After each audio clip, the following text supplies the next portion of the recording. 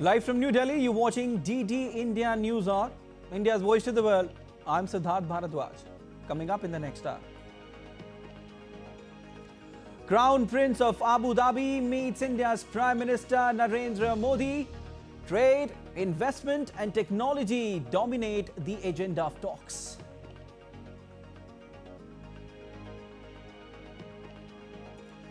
White House race heats up. Kamala Harris and Donald Trump to face off each other on Tuesday. Harris says ready to face Trump.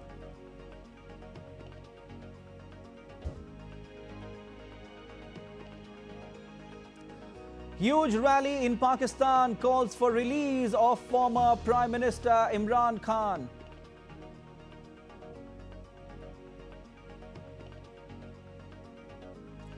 Jannik Sinner wins US Open on Sunday in grand fashion, outsmarts American Taylor Fritz.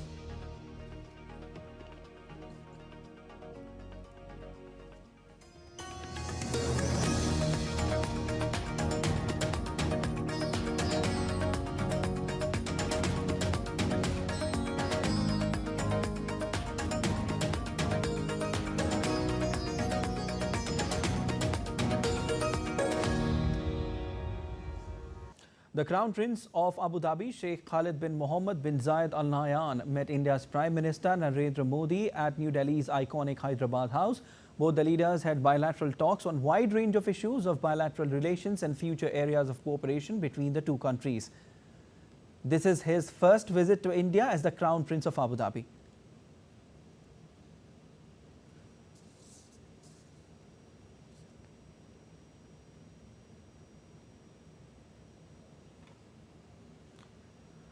On Tuesday, the Crown Prince will visit Mumbai to participate in a business forum in which business leaders from both countries will participate. India and UAE share historically close and friendly ties. In recent years, the comprehensive strategic partnership between India and UAE has deepened in a wide range of areas, including political, trade, investment, connectivity, energy, technology, education and culture.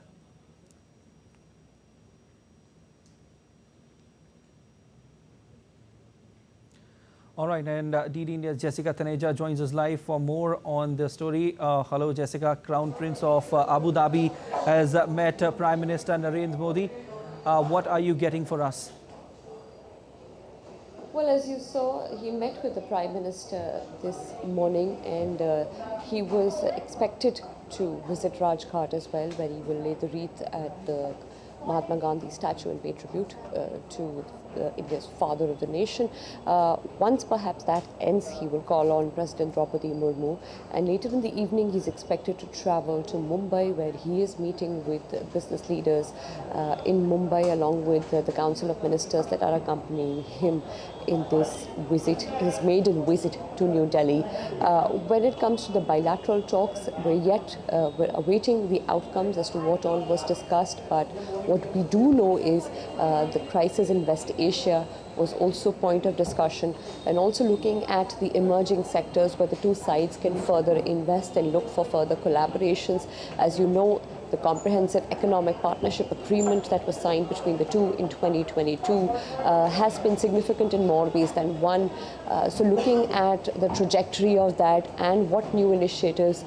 Also, this is a moment where the two leaders reflect on stock taking on the current initiatives that have been undertaken. Remember, the United Arab Emirates is a big investor in India, in India's infrastructure projects, energy projects. So expect more collaboration further.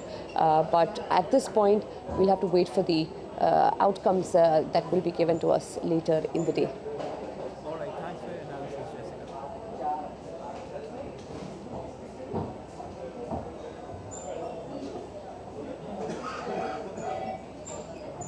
India's External Affairs Minister, Dr. S. Jaishankar, is in Riyadh, Saudi Arabia for the Gulf Cooperation Council meeting.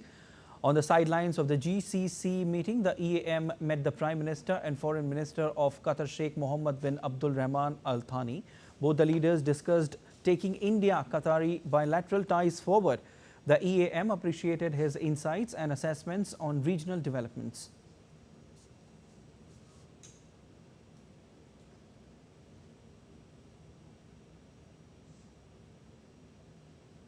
India's External Affairs Minister Dr. S. Jaishankar met Foreign Minister of the Kingdom of Saudi Arabia Faisal bin Farhan Al Saud in Riyadh on the sidelines of the GCC meeting. Both the leaders took stock of the progress in India-Saudi Arabia bilateral relationship and shared perspectives on global and regional issues. The EM looked forward to welcoming him in India.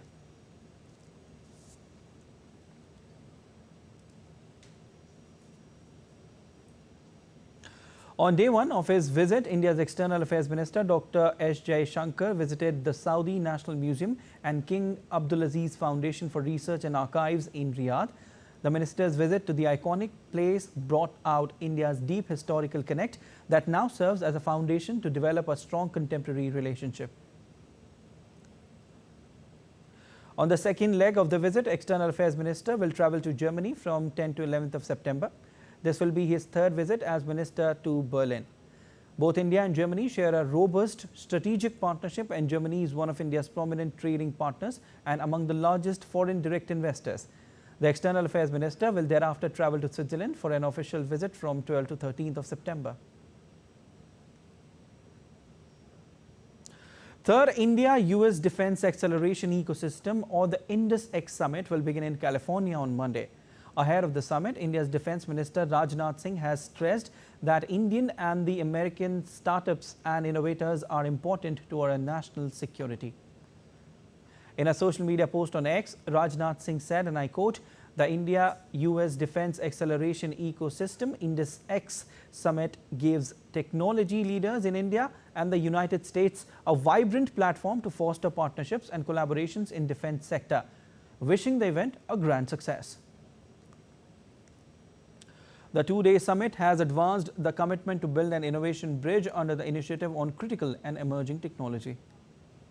Now, to provide an impetus to upskilling and capability building of its personnel, the Indian Army and Indian Air Force signed an MOU with the Gati Shakti University. The Defence and Railways Ministers of India were present during the signing of this Memorandum of Understanding at the Defence Headquarters in Delhi on Monday. Gati Shakti is first of its kind university aiming to fulfill the mandate of national development plans across railways, shipping and highways. The idea is to prepare students of this university of the best of global leaders in the field of logistics. Defence Minister Rajnath Singh said this agreement would strengthen India's military operations and national security.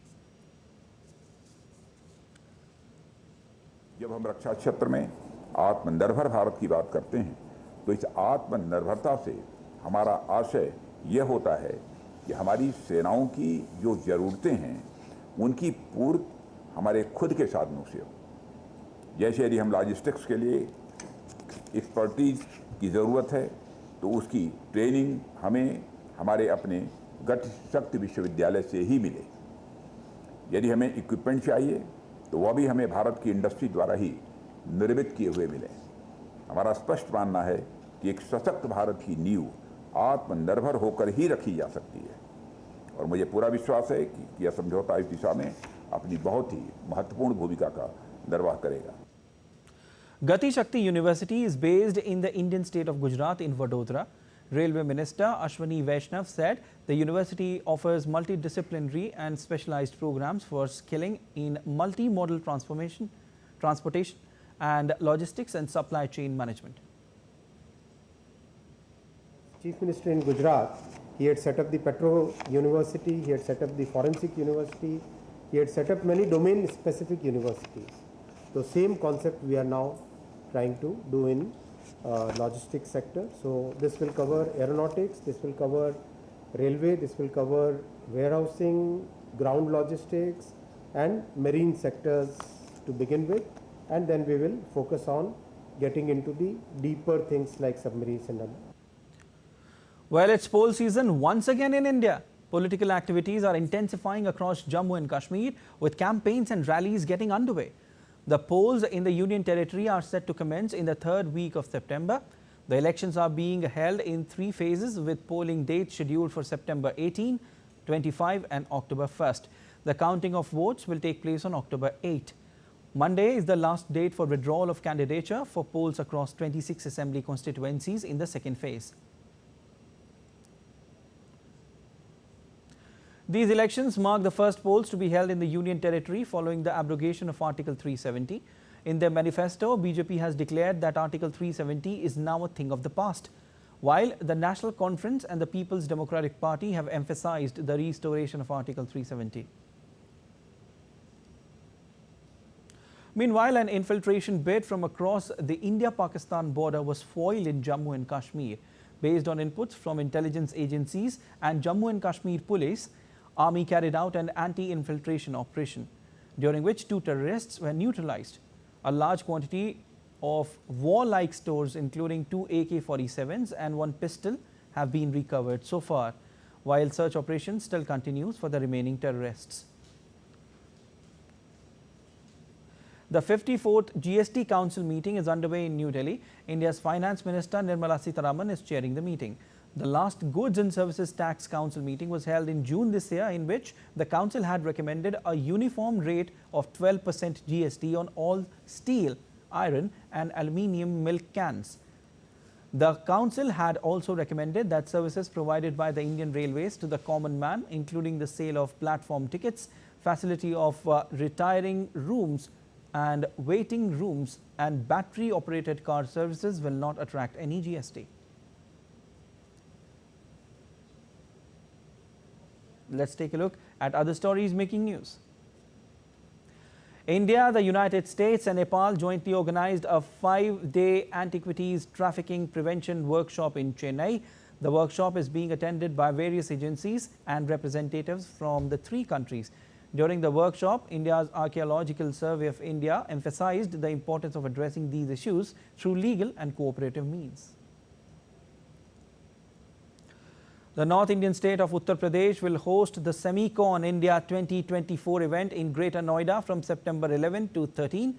The event will bring together a wide range of domestic and international companies, providing a prime opportunity to explore India's flourishing semiconductor sector and discover new business prospects.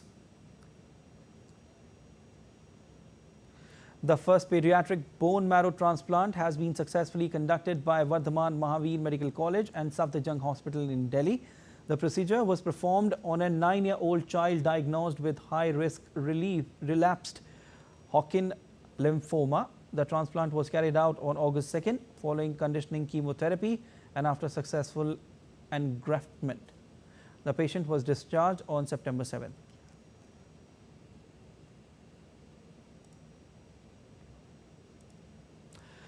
And moving on, weather situation in India. Extremely heavy rainfall warning has been issued for eastern coastal region, including South Odisha, coastal Andhra Pradesh and Yanam.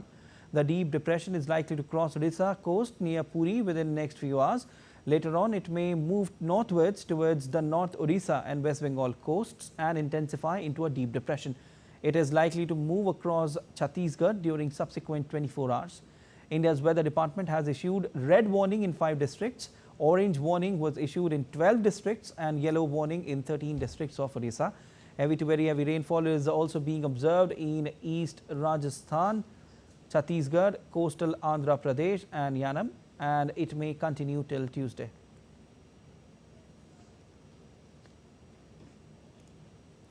Still to come on DD India News Hour. Venezuelan opposition presidential candidate Edmundo Gonzalez reaches Spain.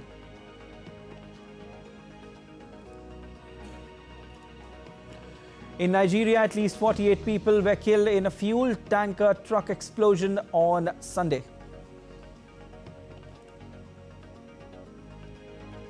Pope Francis arrives in East Timor's capital, Dili.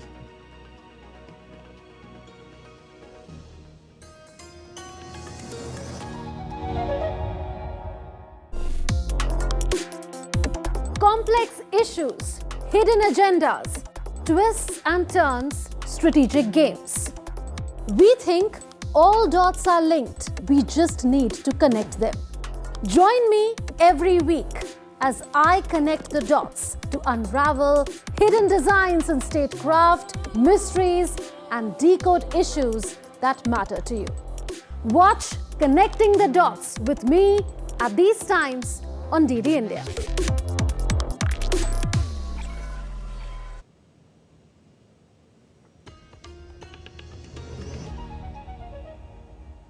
You're watching DD India News Hour. I'm Siddharth Bharadwaj. US presidential hopeful Kamala Harris said that she is ready to face his opponent Donald Trump in the election debate that will take place on Tuesday. Trump wants to jail election workers. Madam Vice President, do you have a reaction? Madam Vice President, how will you handle it on the debate stage if Trump decides to launch a personal attack? Are you ready, Madam Vice President? Ready. Meanwhile, former US President and Republican presidential candidate Donald Trump continued his attack on Kamala Harris and accused her to be the worst vice president in the history of the United States.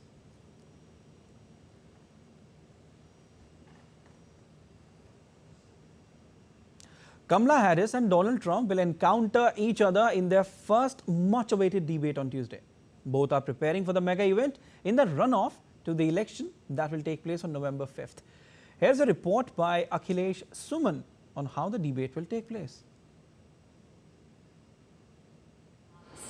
With what Donald Trump has been doing. A massive television audience is expected to tune in Tuesday to watch Democrat Kamala Harris, the current US Vice President, go toe-to-toe with Republican former President Donald Trump. Both are calling it the most important election of modern times in the US. In his own style, Trump took a jibe at Kamala Harris a day earlier in North Carolina. She's right now practicing. Do you know that? She's in Pennsylvania, and she's practicing for the debate. She's locked herself in a room. She's got a lot to learn. She's locked herself in a room, and they have one problem. You know what the problem is? They have MAGA people outside screaming, "We love Trump, we love Trump, we love Trump," and they can't focus. Can you believe it? The debate, awaited by audience not only in the US but keenly anticipated by people from all over the world, will be hosted by US broadcaster ABC News. The 90 minutes debate will take place at the National Constitution Center in Philadelphia at 9 p.m. local time and will be aired live with 2 commercial breaks. The event will be moderated by 2 ABC anchors, but there will be no audience in the room. No questions or topics would be shared in advance with any of the candidates, and mic of one candidate will be muted when the other is speaking. Candidates will not offer any opening statements, but they will be allotted 2 minutes to answer each question, with 2 minutes granted to their opponent for a rebuttal. However, there will be an additional minute for a follow-up, clarification or response against the rebuttal.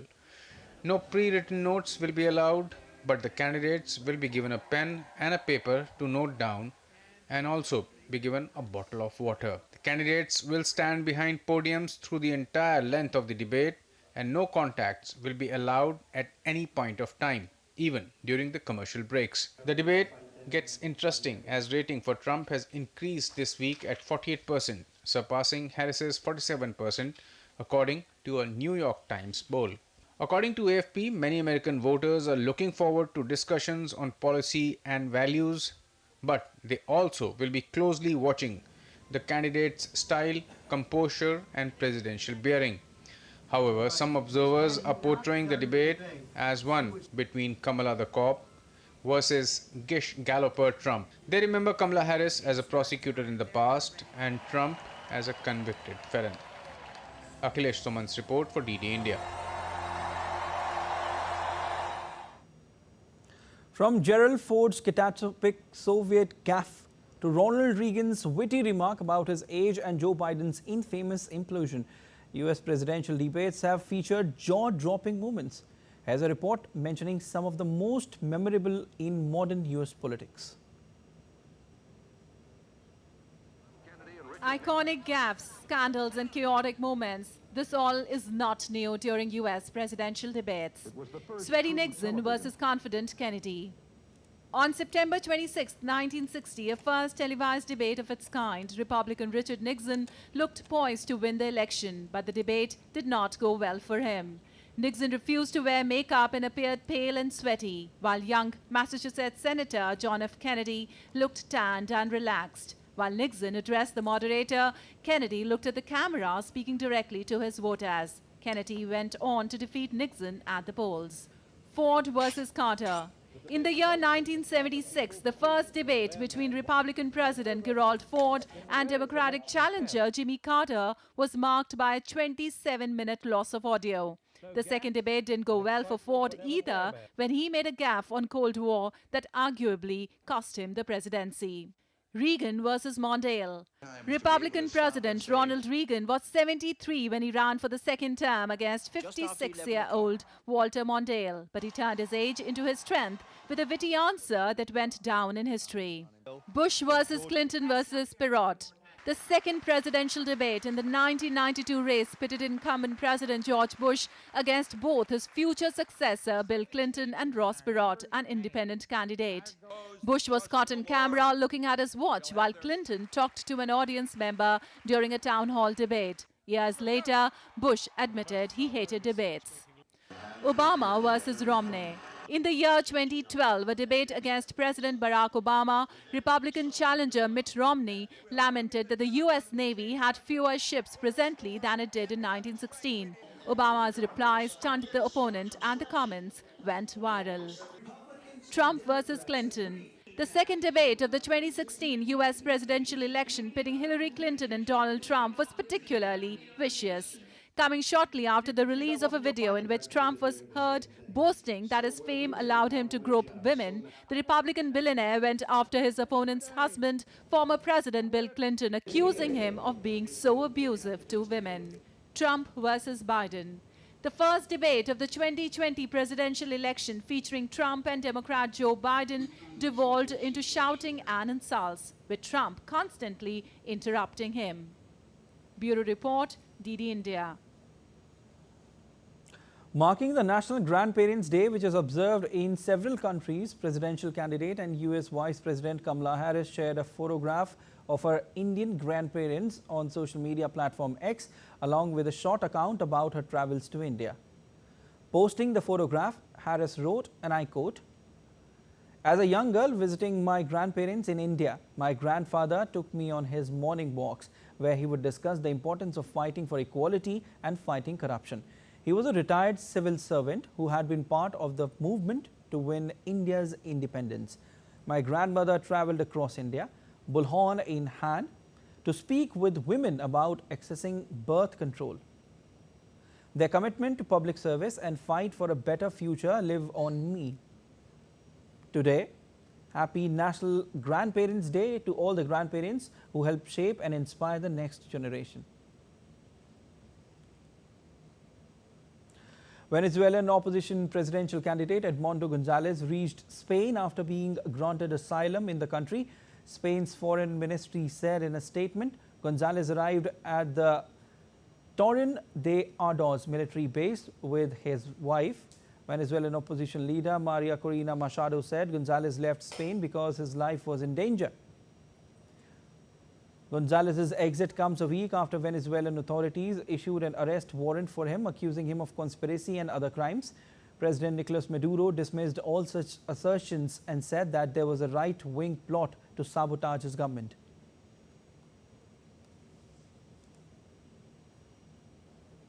Exit of Gonzalez is seen by the US, the EU and other powers in the region as a winner of the disputed vote. US Secretary of State Antony Blinken said in a post on the social media platform X, saying that Gonzalez remains the best hope for democracy in Venezuela after the former presidential candidate went into exile in Spain.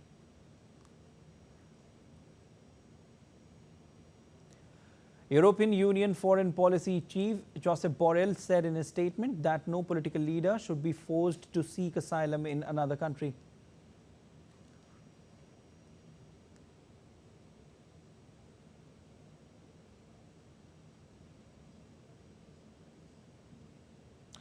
Thousands are protesting in Mexico.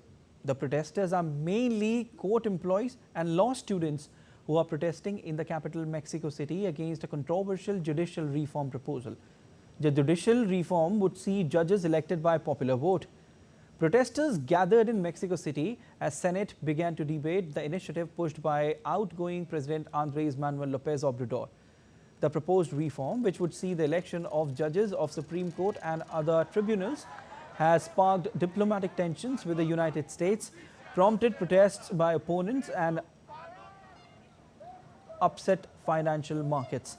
The bill was approved by Senate committees in Sunday night and is expected to be presented to the plenary on Tuesday ahead of the vote a day later.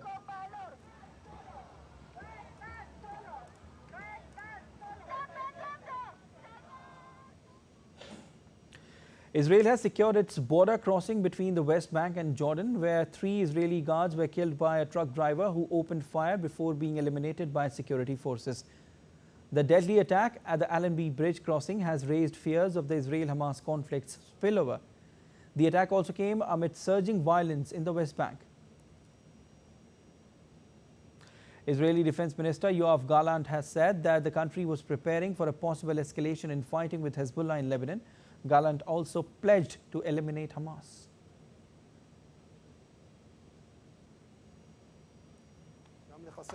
In Gaza, we need to achieve our 2 goals, both to eliminate Hamas and to return the hostages. And we are on this matter with all our might. At the same time, we are looking at the entire war fronts, and this means that while you are fighting here in Gaza, we are preparing for anything that can happen in the north, and moving the center of gravity can be quick and can also include you on a short schedule, and we are prepared for all these possibilities. Meanwhile, protesters in Tel Aviv continue to hit the streets, demanding that the Israeli government reach a deal with Hamas to secure release, a ceasefire and the release of hostages. The demonstrations erupted after Israeli forces recovered the bodies of 6 hostages from a tunnel in Gaza. The IDF said that the hostages were shot at close range by Hamas.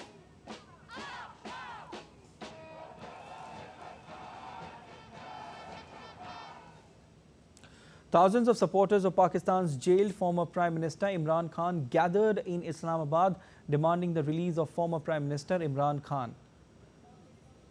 Khan's Pakistan Tehreek-e-Insaf party organized the rally, marking its first show of strength since disputed elections in February. Imran Khan has been behind bars for more than a year on what his party calls are politically motivated charges.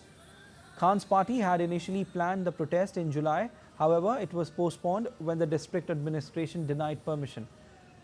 The local administration pushed the event to September 8. Khan, who lost power in a parliamentary vote of no confidence after falling out with the generals, has said the army has been backing what he calls the politically motivated cases against him, which the military has denied.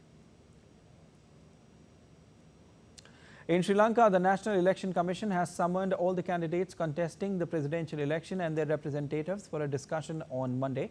The poll body also emphasized on door-to-door campaigning restrictions, saying that the maximum number of people who can participate in the door-to-door distribution of election pamphlets is 5. The presidential election is scheduled to be held on 21st of September.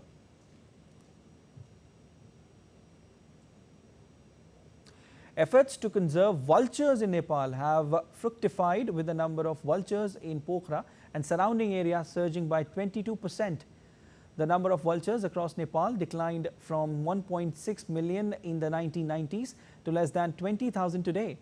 The opening of Jatayu Vulture Restaurant in Nawal Parasi played a key role in vulture conservation in the region, as vultures had easy access to safe carcasses of dead cattle.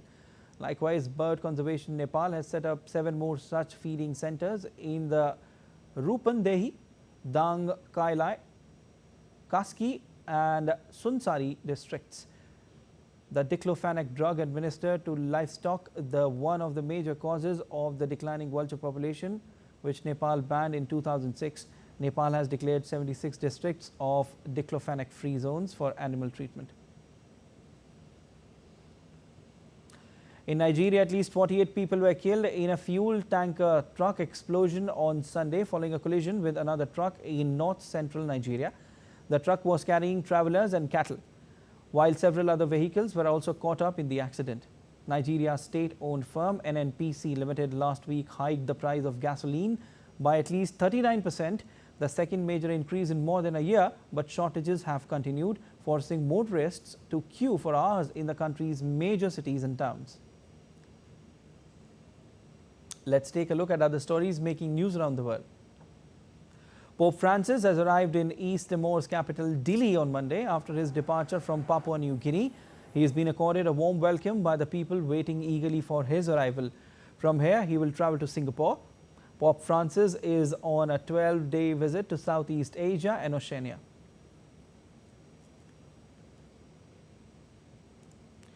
Citizens of North Korea marked the state founding day on Monday with the wreaths and floral tributes to their late leaders.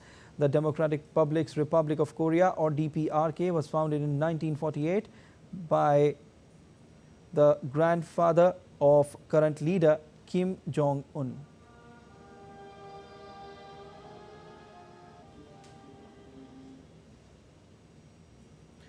Dressed in yellow attires, singing and dancing, Cubans celebrated their patron saint, the Virgin of Charity of El Cobra, on her feast day. The statue of the saint was found by fishermen in 1612.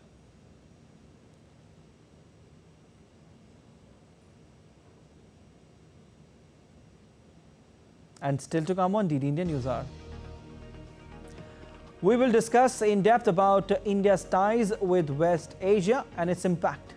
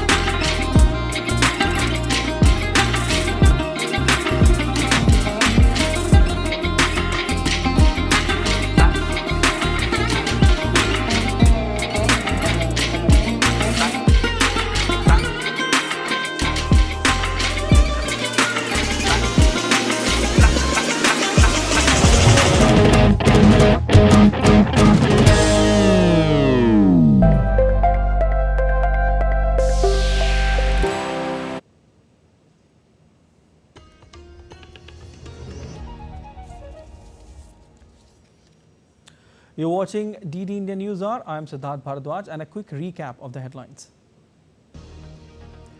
Crown Prince of Abu Dhabi meets India's Prime Minister Narendra Modi. Trade, investment and technology dominate the agenda of talks. White House race heats up. Kamala Harris and Donald Trump to face off each other on Tuesday. Harris says ready to face Trump.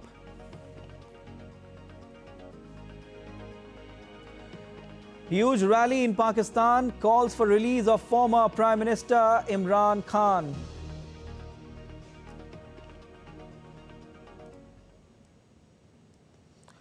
Now, as we have also told you earlier, that Crown Prince of Abu Dhabi is in India. He met Prime Minister Narendra Modi. And on the other hand, External Affairs Minister of India, Dr. S. Jaishankar, is in Saudi Arabia to take part in first India-Gulf Cooperation Council Foreign Ministers meet. All this shows India's growing relationship with West Asia. Now, to talk more about this, I have Ambassador Sanjay Bhattacharya, former Secretary, Ministry of External Affairs with me. Sir, a very warm welcome to the broadcast, first of all. A very good afternoon to you. First visit of Sheikh Khalid bin Mohammed bin Zayed Al Nahyan to India as the Crown Prince of Abu Dhabi. He met Prime Minister Narendra Modi, and discussion on wide range of bilateral cooperation took place, which includes trade, investment, political relationship, technology, education. Now, India is one of the largest trading partners of the Gulf nation, with a bilateral trade of nearly about $85 billion in 2022-23. This is the data which I'm telling you. Keeping all this into consideration, sir, how well this visit augur for both the nations, knowing that both nations share special relationship with each other? Well, as you know, India has a very special partnership with West Asia. Yeah. Our extended neighborhood. And when we call it part of our neighborhood, it obviously is a signal of the very close nature of the relations that we have, which not only go back to our civilizational contacts, but also go back to the future that we wish to create together. And within the Gulf West Asia region, the United Arab Emirates and Saudi Arabia and Israel have been the very special partners that we have, along with all the other members of the West Asian community. Traditionally, our relations were focused on energy security and the fact that we have a very large diaspora. Yeah, or correct. security. Yeah. But that relationship has grown enormously into a future-oriented, comprehensive strategic partnership in which we look at our economic partnership, our technology partnership, our connectivity partnership, and many more. And that's why I think the visit of His Highness the Crown Prince Mohammed bin Zayed to India at the invitation of Prime Minister Modi is particularly significant. All right. Sir, I'll come back to you. Just give me a moment. All right. And we get you the visuals of Crown Prince of Abu Dhabi paying tribute to Mahatma Gandhi at Rajghat in New Delhi. This is the memorial dedicated to Mahatma Gandhi, who was one of the most influential leaders in the world history.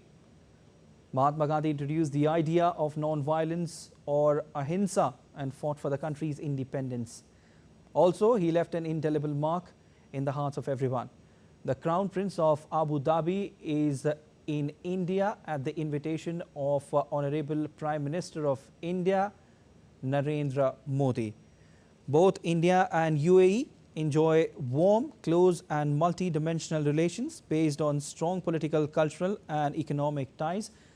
He met with the Indian Prime Minister Narendra Modi at the iconic Hyderabad House today, and talks on various issues regarding trade and technology took place, dominated in fact the conversation. Now going back to our respected guest who has joined us on the broadcast.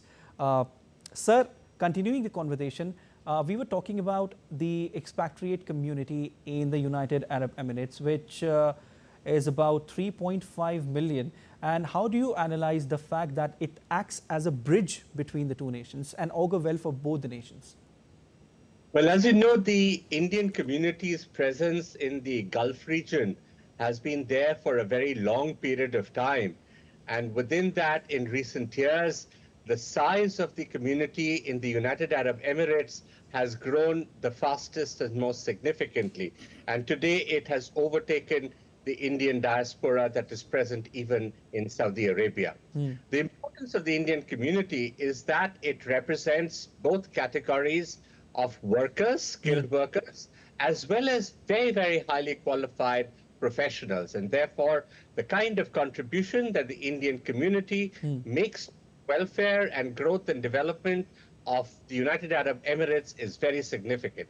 And this is something that is recognized by the political leadership and the economic leadership in UAE as well. So Indians are at the forefront in the new developments that are taking place in fintech, in biotech, in crafting out the new technologies that UAE is trying to get into as it refashions itself from a country that is primarily oriented towards hydrocarbons towards a more multidimensional economy at the cutting edge. In other words, it's kind of becoming like the new Singapore of the Middle East. And Indians are playing a very, very important role in this. Okay, sir, when you mentioned new Singapore of Middle East, what exactly are you trying to say? If you could just explain a bit about it. Right. You know, many of these are small states in terms of size and population. And very often you will find that the Indian community, in some cases, might even have a population, a diaspora size, which is larger than the local population. There's a close bond that exists between India and these states of the Middle East. Now, you would recall that there was a similar relationship that existed with Singapore after it was created and it broke away and became independent from Malaysia. And it took the path of achieving very high rates of growth through excellence in whichever sector it chose to be, so that it would be a market leader in that service-oriented economy that it wished to create. What we find today is that UAE is adopting and going along a similar path today that Singapore did many years ago. And given the kind of connections that UAE has done, not only within the region, but with the global community and with India in particular, I think the UAE example will be something that we will look forward to. And India has been and will continue to be a strong partner in that great success story. Definitely. Sir, Crown Prince of Abu Dhabi will also visit Mumbai, where he will participate in a business forum, and business leaders from both the countries will engage in that event. How do you analyze this as an opportunity for both India and UAE to attract more trade, investment and business opportunities? So as I was saying, that while the mainstay of our partnership in the past was and human resources, and those continue to be important, the fastest growing drivers which give new momentum to our partnership is really economic and technological. There's a third element, which is the kind of projects and collaboration that we do in third countries. What MBZ, Mohammed bin Zayed, will really focus on in this particular occasion is to leverage the fact that we already have a very high volume of trade. You mentioned the $85 billion figure, which is a bilateral trade, and a lot of it, as you know, is on-support trade, because that then goes on to other countries. This element of that is a very high level of investments. And if I'm not mistaken, the UAE is probably the fourth largest investor in India, if you look at it in overall inflows. So that together gives us the combination. And together, what we have today is new instruments. For instance, in the world of finance and investment, India and UAE have not only become partners in the use of local currency. UAE also uses the Indian UPI interface for financial transactions. And therefore, it sets the stage for the similar application in other parts of the Gulf countries and in West Asia. That will be another leverage where Indian digital public goods, where Indian technologies will work together. Pharmaceuticals, education, medicine are new areas. Retailing, service, automation, these are also new areas. R&D is a new area. So I expect that what the Crown Prince will really look forward to during his visit to Mumbai will be to engage with our business leaders, because many of them are located on the western coast. And as you also know, traditionally, many Arabs have wished to come to Bombay, particularly during monsoon, to see the rain. So I think this will be a great opportunity for our business leaders to hear from MBZ in very clear terms. And he's a very practical, pragmatic, forward-looking statesman as to how he wishes to see UAE go forward and how he envisages India and UAE can work together. Coincidentally, External Affairs Minister is in Saudi as we speak for the India GCC collaboration. As you know, UAE is also a partner in the GCC process. So we are working collaboratively, both at the bilateral as well as the regional combination. We did a very, very successful FTA with the UAE, which also provides great opportunities for our business houses to work much closer with the Emirates. Okay. Sir, continuing what you were saying right now, India's External Affairs Minister, Dr. S. Jaishankar, he is in Saudi Arabia to take part in the first India Gulf Cooperation Council Foreign Ministers meeting. Tell our viewers, sir, about its significance and India's growing relationship with GCC, like you're also mentioning right now. So as I was saying, our partnership with West Asia, particularly in the Gulf region, is now one of our closest partnerships and one of the one which has the greatest amount of dynamism and future orientation. In fact, we call it, as I said, our extended neighborhood. The relationship and partnership with GCC also goes back a long time. And the fact that we've been doing and able to do so much more with the GCC, which includes 6 principal Gulf countries, is the fact that we are now upgrading this level of exchanges so that just as we do with the Arab world, where we have a ministerial, we're now doing it with the GCC, not only at the level of trade ministers or commerce minister, but also the foreign minister, because in a sense, geostrategy and geoeconomics has got intertwined. We were, as you would probably know, engaged in a process of negotiating an FTA with the GCC. And at that point of time, the GCC and the UAE came forward and said, let us do it first with the UAE, which we concluded in very short period of time. So one of the things that we would like to do is to conclude that similar FTA with the GCC and use the same kind of leverage that we have across different sectors with the UAE and with Saudi and some of our other partners to the entire GCC region, so that we have a holistic approach towards that entire region. And the visit and these meetings between India and the GCC, the Gulf Cooperation Council, will pave the way for a deeper and a much broader engagement that we wish to do. And the entire crux of this is to look at new areas of cooperation, to look at future-oriented cooperation, because both are dynamic systems where the growth potential is entirely huge and we can take advantage of each other's. All right, sir. It was wonderful having this conversation with you. Thank you so much for joining in on the broadcast. And still to come on DD India News Hour, we tell you all the updates from the global markets.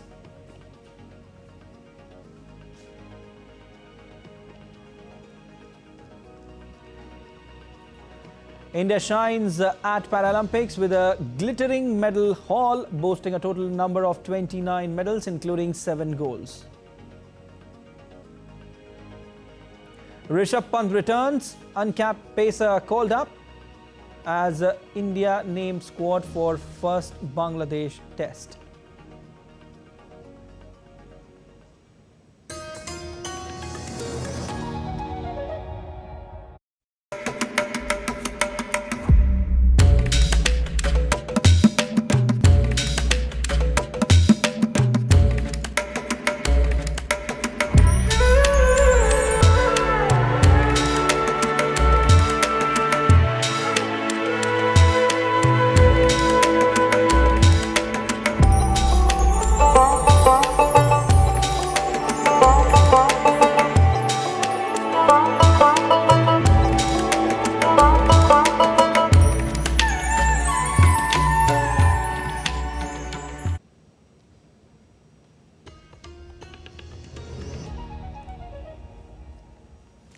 You're watching DD India News Hour. I'm Siddharth Bharadwaj, getting you all the latest updates from the Indian market.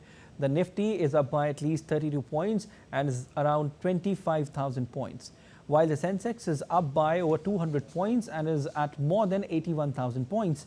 FMCG is among the sectors making gains. The markets opened in red on Monday, weighed down by poor numbers at the US markets.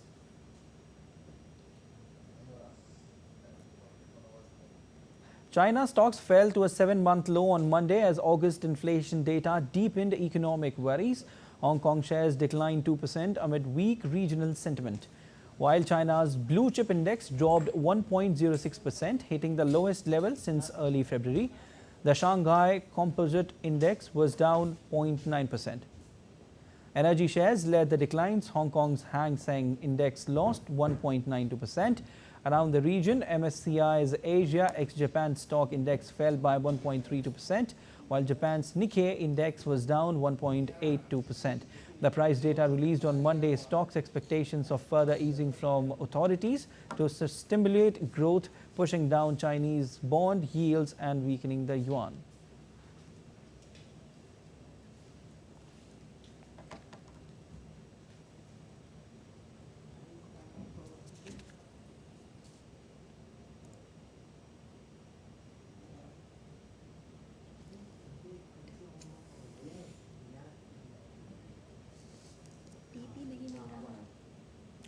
Updates from the European stock markets. The Eurozone bond yields rose on Monday after falling for 4 consecutive sessions as investors look towards US inflation data, which is due on Wednesday. The European Central Bank is set to cut Eurozone borrowing costs further on Thursday as inflation in the single currency bloc drifts back to European Central Bank's 2% target. London stocks rebounded from 6 sessions of declines on Monday. London's FTSE 100 index climbed 0.6%, while Germany's 10-year bond yield, the benchmark for the Eurozone bloc, rose 4.1 basis points to 2.21%. Italy's 10-year yield was 3.7 basis points higher than 3.59%, and the gap between Italian and German bonds yields stood at 137 basis points.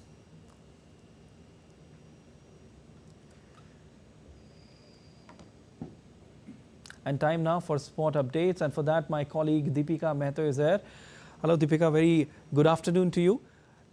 Many things happening in the world of sport, and in fact our Paralympians are wonderfully doing really well. 29 medals, best ever performance. Rishabh Pant is back. Tell us what else is happening. And you forgot mentioning US Open. We've got the dual winners of the Australian Open who's once again clinched the US Open title. So let's begin with that. The most watched tennis tournament of the year, the US Open, comes to a close with Australian Open winners Jannik Sinner and Aryna Sabalenka both lifting the US Open title trophy. Our next report brings you more on how the winners created history, adding yet another feather to their hats. Take a look. The US Open comes to a close as Italian Jannik Sinner backs the coveted title in men's singles category, while Aryna Sabalenka lifts the title trophy in women's singles category at the coveted tournament.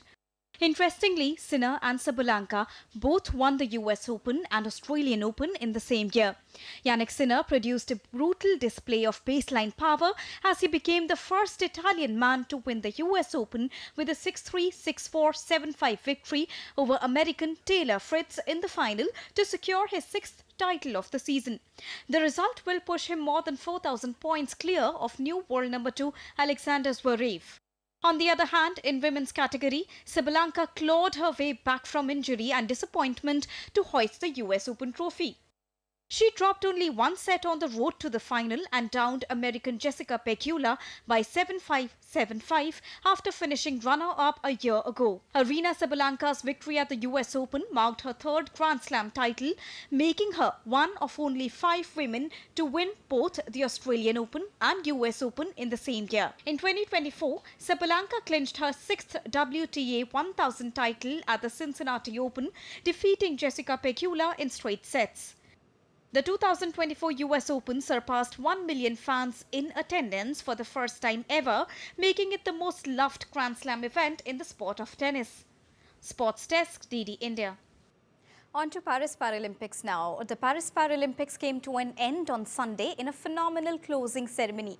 From French-dazzling athletic performances at iconic venues to groundbreaking ceremonies in front of packed stands and the first ever medal for the Paralympic refugee team, the Games have truly been incredible overall. Let's take a look for some more information at the closing ceremony.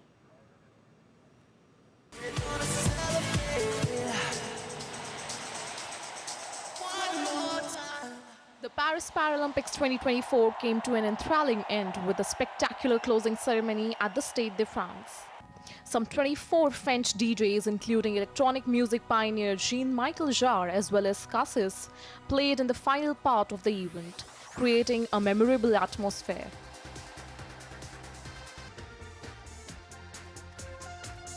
"169 delegations representing 168 national Paralympic committees took part in the closing ceremony. During the athletes' parade, India were represented by Harvinder Singh and Preeti Pal as flag bearer. India had a Games to remember for long. After they easily topped their medal tally of Tokyo 2020 of 19, Indian para-athletes snapped up their highest ever medal haul of 29, including 7 gold, 9 silver and 13 bronze medals.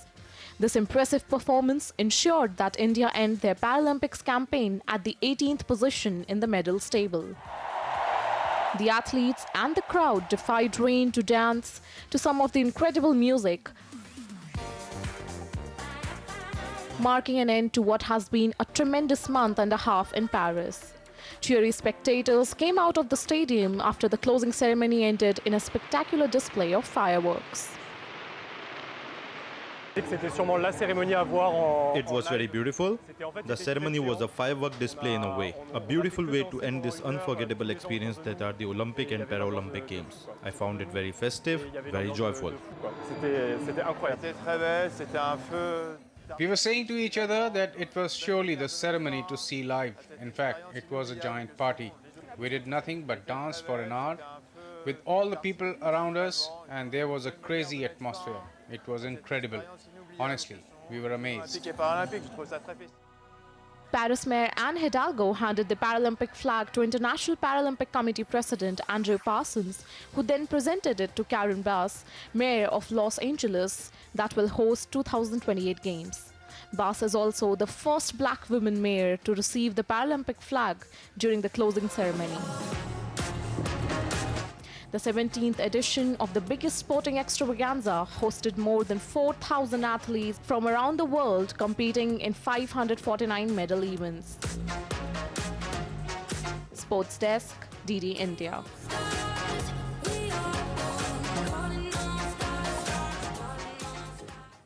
On to cricket now. India have announced the names of 16-member squad for the first test match against Bangladesh later this month in the city of Chennai. Here are the key points about the Indian squad. Well, Rishabh Pant returns to test squad for the first time since December 2022 after a fatal accident. On the other hand, uncapped left-arm quick Yash Dayal is another addition to the squad that will be led by Rohit Sharma. Incumbent wicketkeeper Dhruv Jurel retains his place in the squad, who's also donned the gloves before. The spin attack comprises of Ravichandran Ashwin, Ravindra Jadeja, Kuldeep Yadav and Axar Patel. Sarfaraz Khan, Virat Kohli and KL Rahul are the middle order batters, with Shreyas Iyer missing out. Jasprit Bumrah leads the pace attack that also has Mohammad Siraj and Akashdeep in the squad. So that was a quick wrap from the world of sports. Back to you, Siddharth. All right, thank you so much, Deepika, for all those updates. Ajay Bhutoria, who is a leader in South Asian Community and National Finance Committee member for the campaign Harris for President, has released a Bollywood-themed song titled Nacho Nacho, similar to the Oscar-winning track for US Vice President and Democratic candidate Kamala Harris ahead of the presidential polls this year. The song aims to energize nearly 5 million South Asian voters in key battleground states like Michigan, Pennsylvania, Wisconsin, Georgia, Nevada and Arizona. Bhutoria underscored that Vice President Kamala Harris represents a brighter future for Indian Americans.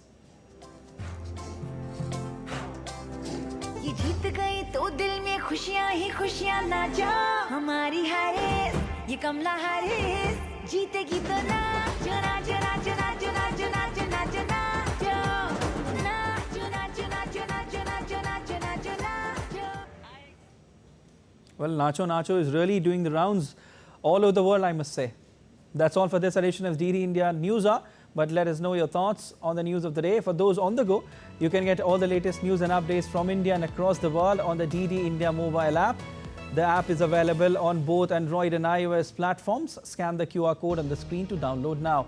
We'll be back with more news as it breaks here on DD India. I'm Siddharth Bharadwaj from all of us here in Delhi. Thanks for watching DD India News Hour.